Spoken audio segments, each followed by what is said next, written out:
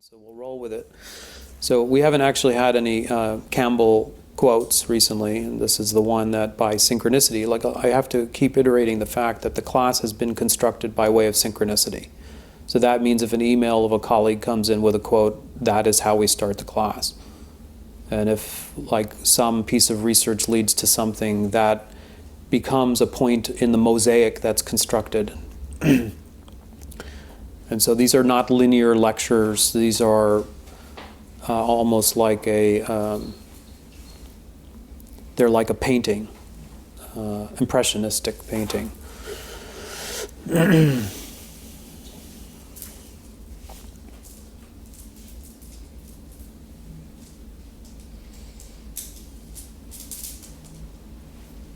Today all the mysteries have lost their force. Their symbols no longer interest our psyche. The notion of a cosmic law which all existence serves and to which man himself must bend has long since passed through the preliminary mystical stages represented in old astrology, and is now simply accepted in mechanical terms as a matter of course. The descent of the Occidental sciences, the occult sciences, the secret sciences, from the heavens to the earth, from 17th century astronomy to 19th century biology, and their concentration today, at last, on man himself in 20th century anthropology and psychology, mark the path of the transfer of the focal point of human wonder.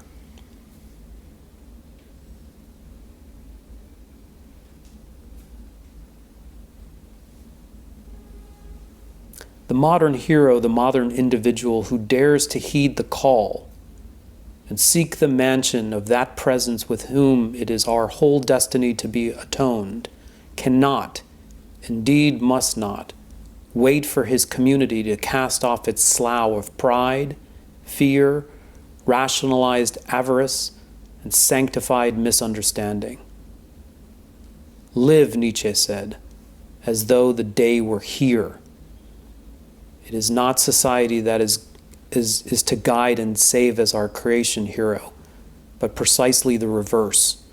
And so every one of us shares the supreme ordeal, carries the cross of the Redeemer, not in the bright moments of his tribe's great victories, but in the silences of his personal despair.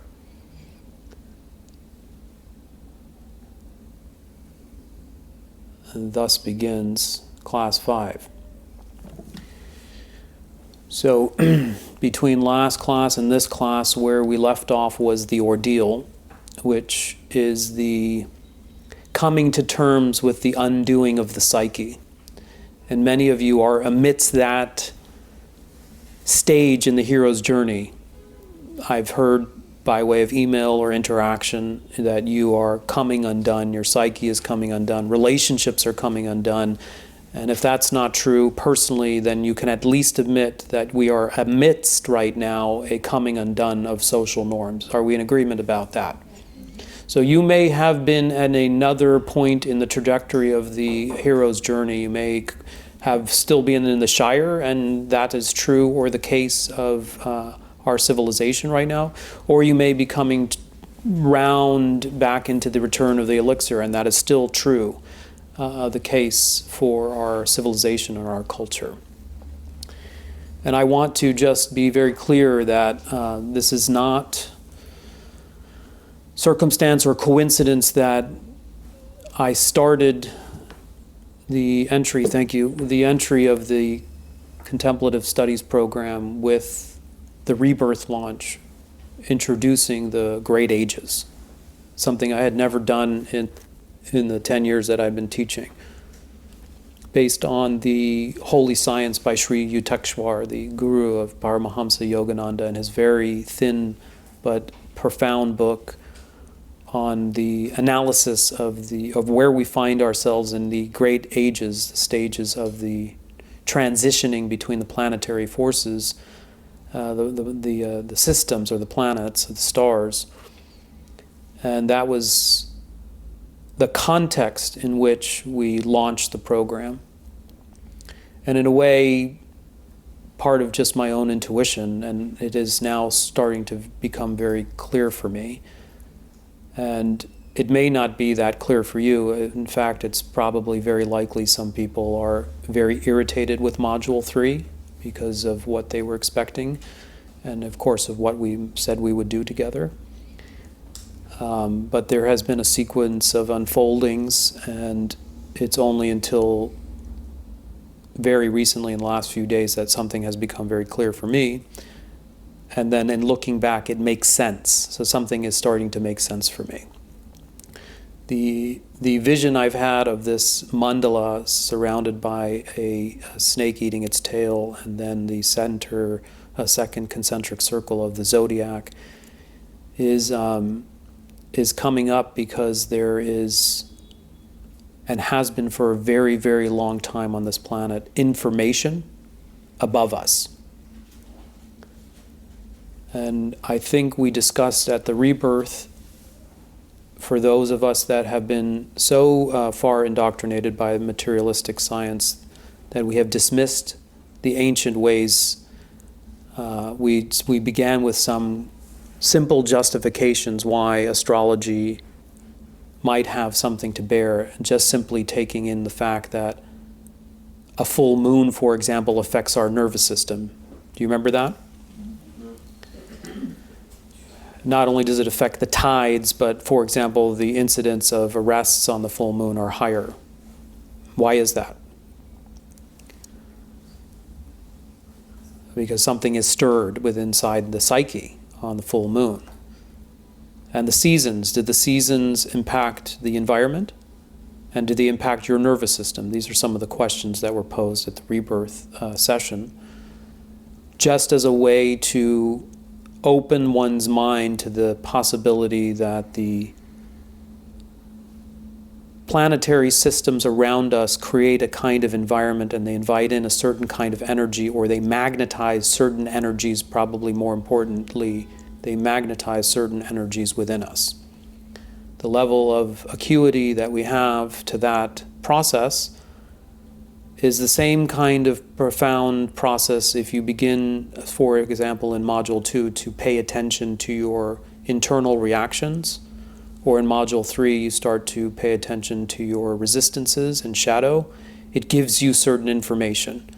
And if you don't study it, then you don't get the value of that information. And in fact, worse than that, you stay kind of blind. You could be just knocking up against things. So far, so good?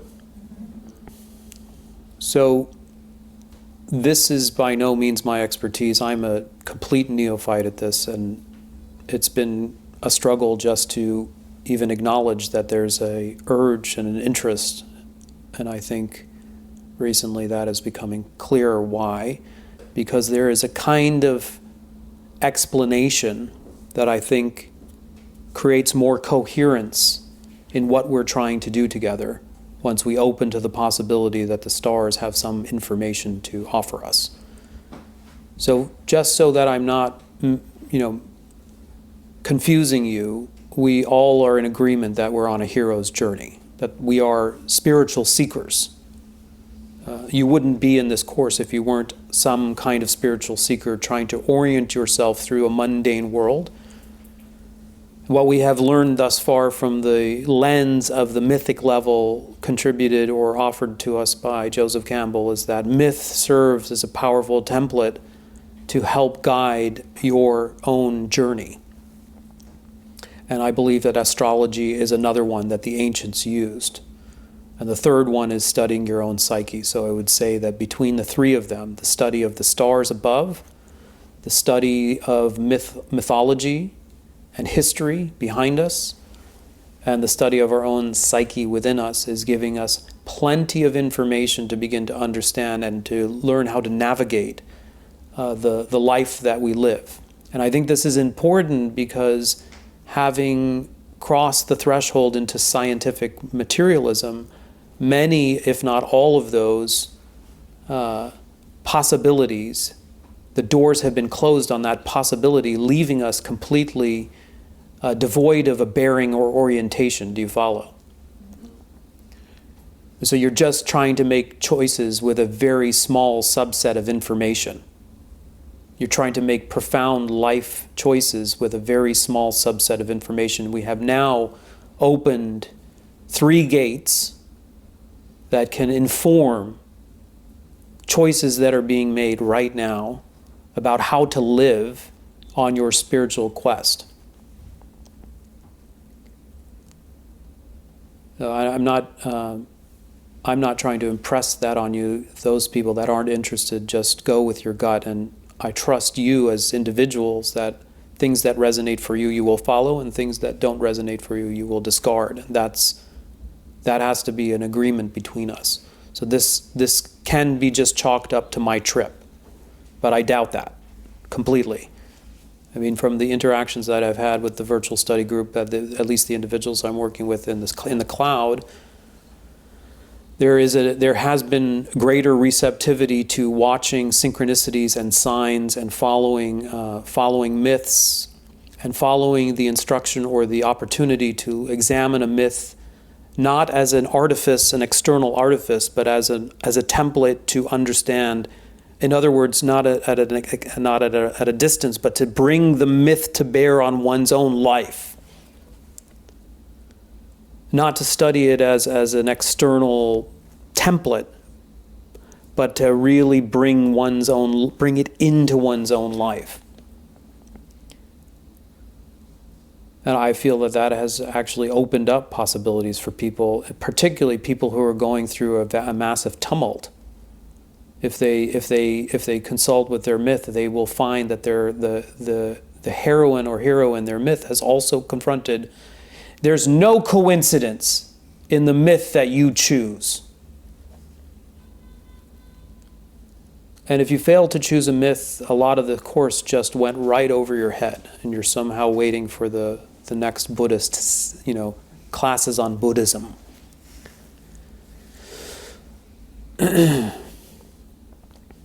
So it turns out, vis-a-vis astrology and the significance that has become more clear in the last few days, although I have been open to this, and I'm certainly not going to be able to process it with you and crystallize it for you, but this much is clear, is that there are phases of expanses of time to a degree of 2,000 something years, 2,100 years roughly, where there's different energies that are being magnetized. We have already been through the age of Taurus, which Taurus is associated with the Egyptian civilization. And then there was the Aries associated at the time of the Roman and also Jewish. Then there is the Piscean, which is associated around the time of Christ. And we are now what is considered on a cusp. We are in transition. And according to different accounts, there's no precise point where we cross a threshold. The transition can be anywhere between 50 and 150 years, so there's no concurrence among astrologers when exactly we cross the threshold between the Piscean age and the Aquarian age. But let me just ask to you, as astute humans of your own experience, do you feel like we are in transition somewhere? Do you feel like we're in a transition? Doesn't it feel like you're in a transition? Yeah. We are experiencing a transition, and it is showing up in our personal lives, but it's also showing up societally and culturally and globally. And this, I guess, one of the main points I want to impress on you is no coincidence. Thousands of years of human history have been guided by certain forces. Now, that doesn't mean it's all destined. It means that the individuals within those periods made choices, but they didn't make choices out of context. They made choices within context. You follow? And so I think it's important as students of contemplative practice that we don't only look so far deep and don't only go into our own personal psyche, and not only into our personal trauma, but we also take into account the context, our relationships, our societies, our culture, but also our place in history and our place amongst the stars. So what is it about the current age of Aquarius? And by way of one synchronicity is that I hooked up with one astrologer named Ray Grass, who just caught my imagination, totally moved me, and I had reached out to him right away. But he bequeathed to me this one principle, that the Aquarian age, so imagine the zodiac that's in our mandala, it has a counter polarity. So there are 12 signs, and at each sign there is a counterpoint sign. And so that the energies that are coming in when the planets come into alignment for their 2,000-year period, what is also being magnetized is their polarity, their opposite sign. So there's actually two forces emerging at once. Does that make sense? So the main force is this force of the Aquarian, but then there is also its counter force, which is considered Leo. So sometimes you'll hear it that it's explained that what we're entering into is Aquarian Leo, or Aquarius Leo. Now I'm going to do my best, and you're going to forgive me, to give you a little flavor of the hallmarks of these signs, again as an orienting, a way of orienting your understanding of what might be happening within you and around you.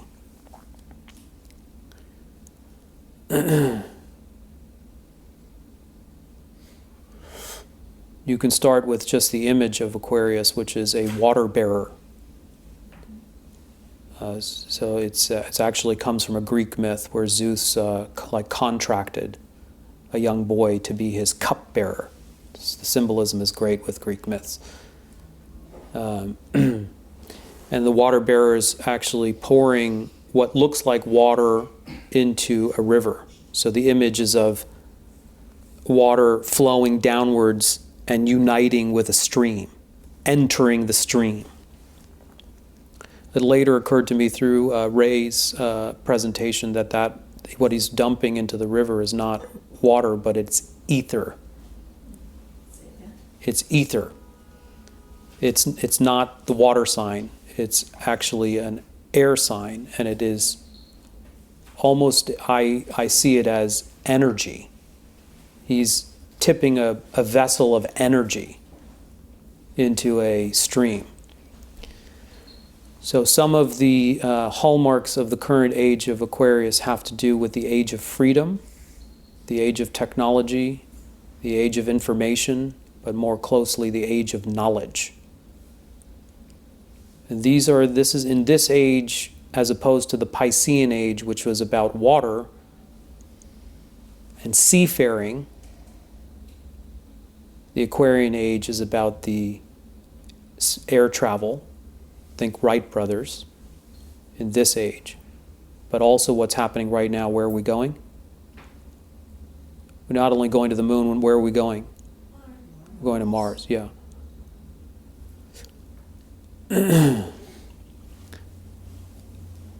And the age of information, don't we call it the age of information? How much information that we have. We have so much information at our disposal, and that's because of the way that we're using the internet, for example, is that the content of information doesn't have to be in material form in the halls of the library at Alexandria, but information is spread in the ether. The cloud, we call it, it's up. Our Dharma classes are in the cloud now. I mean, it's pretty far out if you just stop to think about it, like where we are. We take it for granted because time is moving so incrementally, but if we look back on the last age compared to this age, if people caught a glimpse of where we are right now, 2,000 years ago, they may not have been able to process. But the major hallmark of the age of Aquarius is, according to Ray, decentralization, which is what you're seeing right now, what we're living through right now is an age of decentralization in every domain of human endeavor. So you think about things like, first thing that comes to my mind is the banking system. The last age, from the time of the Knights Templar and the Crusades, was the initiation of the banking or monetary system, where people had to trade notes and retain funds. And that eventually became part of the edifice of the banking system. And now what we're seeing is that the banking system is largely a corrupt organization, right? It's completely disempowering people and exploiting people. And we're sick of it. And so we have, does anyone know what we have recently invented in order to circumvent the banking system? Bitcoin. We have now invented Bitcoin. And where is Bitcoin actually stored? Everywhere in the cloud. It is an energetic way of circumventing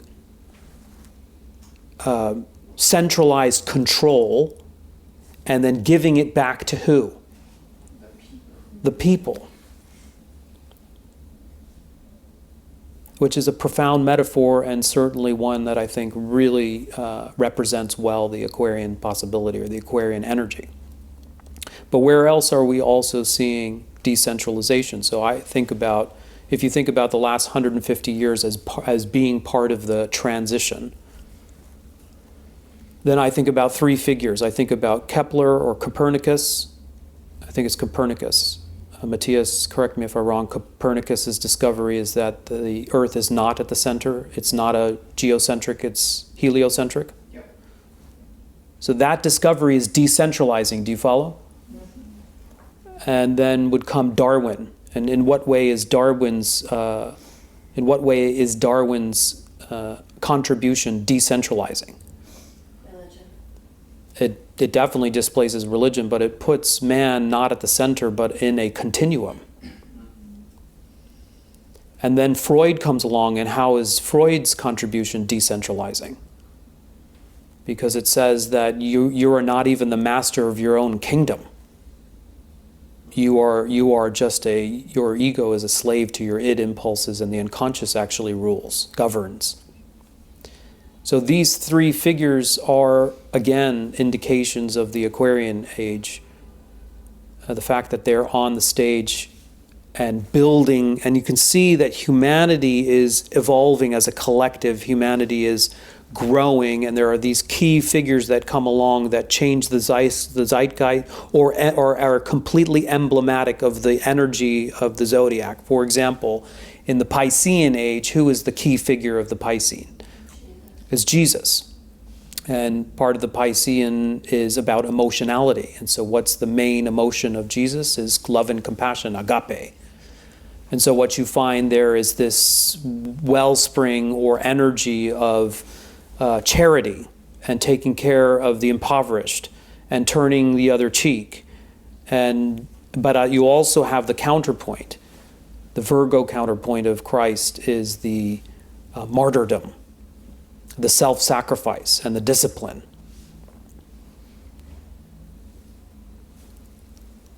And so now what we have is an age that's leading humanity from a place of servitude under centralized authorities. Like in the last age, the main centralized authority is what? Is the church. And before that, kings. Before the church, it was kings, like emperors or pharaohs. And then the church comes. And vast amounts of humanity is left under the auspice and the rule of very few. And what has happened in the cusp, in the last 150 years, you see a series of social movements towards independence and democracy. Namely, which are the biggest democratic movements in the last 100 years, or last several hundred years, but namely the first one that comes to my mind is actually the biggest democratic country on the planet is where? India's independence.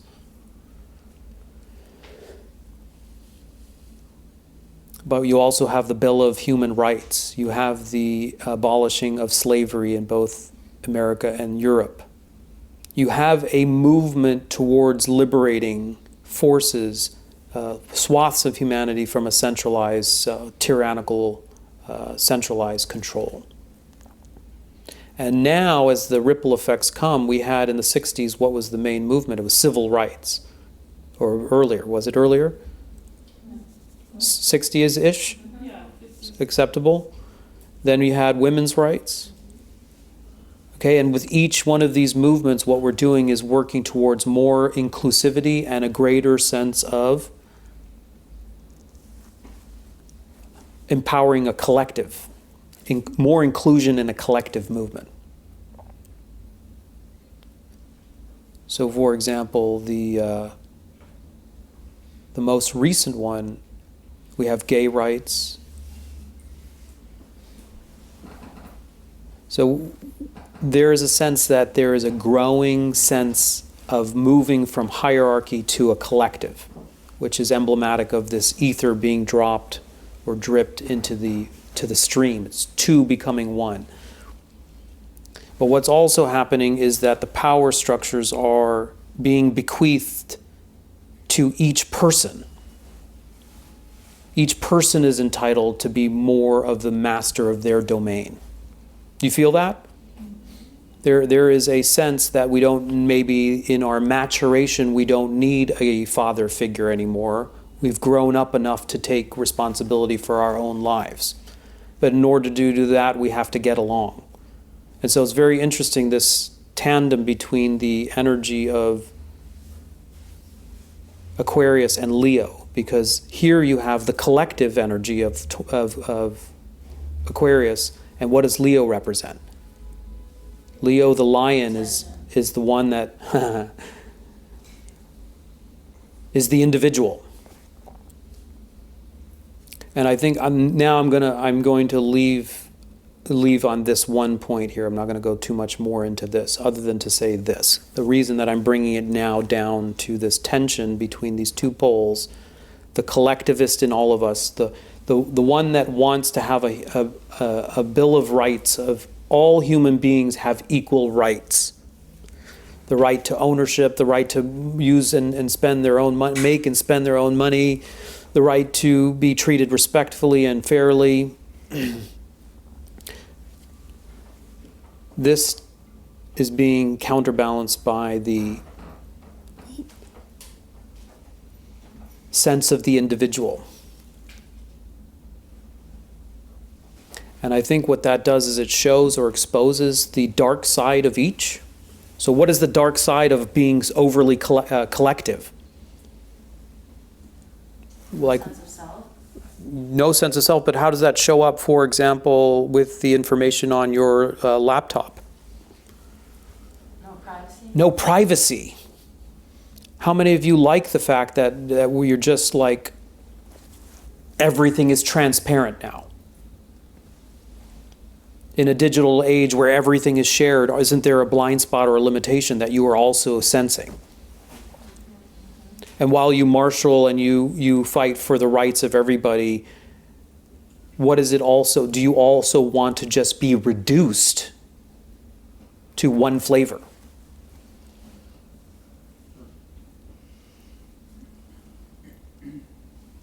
And then on the individual side, you could flip your analysis and see that there's a profound need in the human spirit to have your own story, yes or no?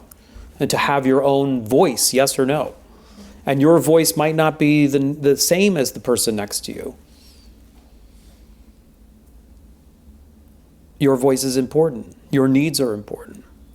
But then what's the shadow side of your needs are important? So here's an interesting conundrum. The internet has come in because of Aquarius, and we have a collective movement towards social media is a very interesting example of this. And so you have something like Facebook. Boom, it's on the scene in the Aquarian age, Facebook. What that does is it distributes power equally. So everybody can have a blog now, yes or no? Yes. But then what's the Leo energy of having a blog? Center of my own universe. You're center of your own universe. And there's also this phenomenon of look at me. Look at me. I have my own platform now, look at me. So it's an interesting conundrum. Each of the shadow sides must be identified because it's part of our inheritance to work out the koan of how to live together in harmony without losing our voice and our individuality. That is the energy that I think is part and parcel of our age.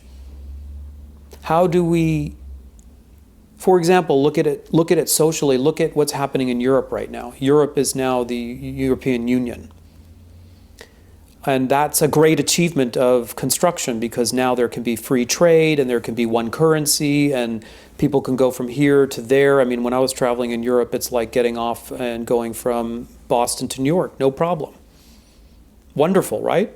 Achievement of a great achievement. But then what's the flip side of it?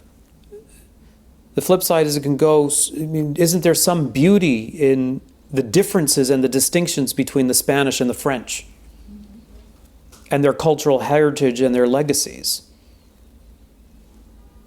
And what happens if, like, because it's all one flavor, suddenly Greece doesn't look any different than Germany?